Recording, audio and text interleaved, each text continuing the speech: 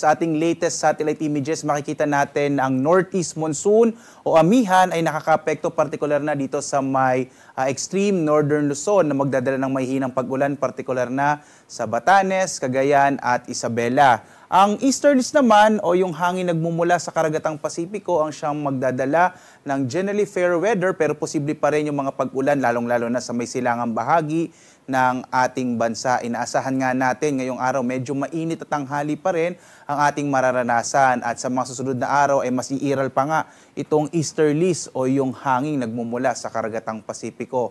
Base naman sa ating mga pinakahuling datos, wala pa rin tayong namamataan na anumang low pressure area.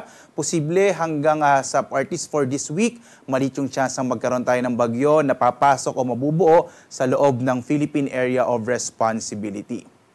Samantala, narito ang ating inaasahang panahon dito sa Luzon.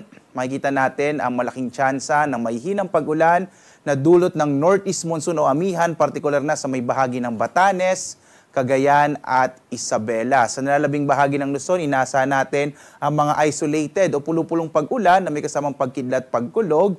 Ang agwat ng temperatura natin sa Lawag na sa 23 to 31 degrees Celsius, sa Baguio 16 to 25 degrees Celsius, sa Tuguegarao 22 to 31 degrees Celsius, sa Kamaynilaan nasa 24 to 33 degrees Celsius, habang sa Tagaytay 21 to 30 degrees Celsius, sa Legazpi naman sa bahagi ng Bicol nasa 24 to 31 degrees Celsius.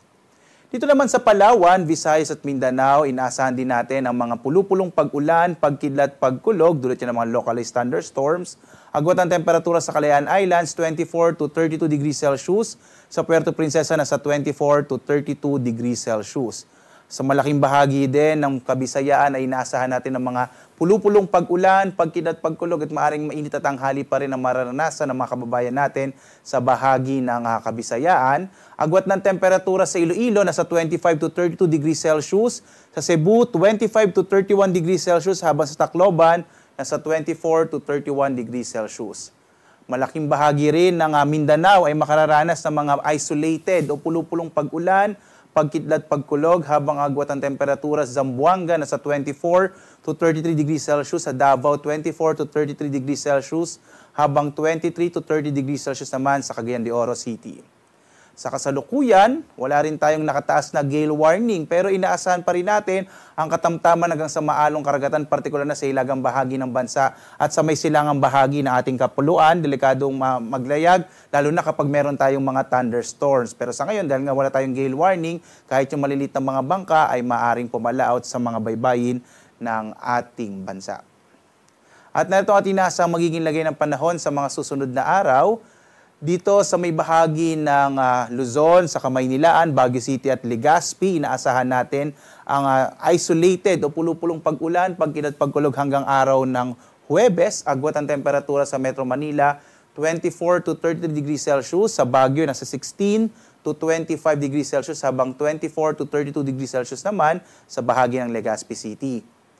Dito naman sa Kabisayaan, inaasahan din natin sa mga susunod na 3 araw ang mga pulupulong pag-ulan, pagkidlat, pagkulog at kung saan ang temperatura sa Cebu nasa 25 to 32 degrees Celsius, sa Iloilo nasa 26 or 25 to 32 degrees Celsius, habang 24 to 31 degrees Celsius naman sa Tacloban. Habang malaki naman yung tsansa ng mga pag-ulan sa sunod na araw sa Metro Davao, dulot ng easterlies, posible hanggang araw ng Miyerkules ay may tsansa ng mga pag-ulan dito sa may bahagi ng Metro Davao. Sa Cagayan de Oro at sa Zamboanga City, inaasahan pa rin natin ang generally fair weather na may mga isolated rain showers and thunderstorms. Sa Metro Davao, agwat ang temperatura in the next 3 days, 24 to 32 degrees Celsius. Sa Cagayan de Oro City, nasa 24 to 31 degrees Celsius, habang sa Zamboanga City, nasa 24 to 34 degrees Celsius. At ang araw naman natin ay sisikat mamayang 6:11 na umaga at lulubog ganap na 6:05 ng gabi.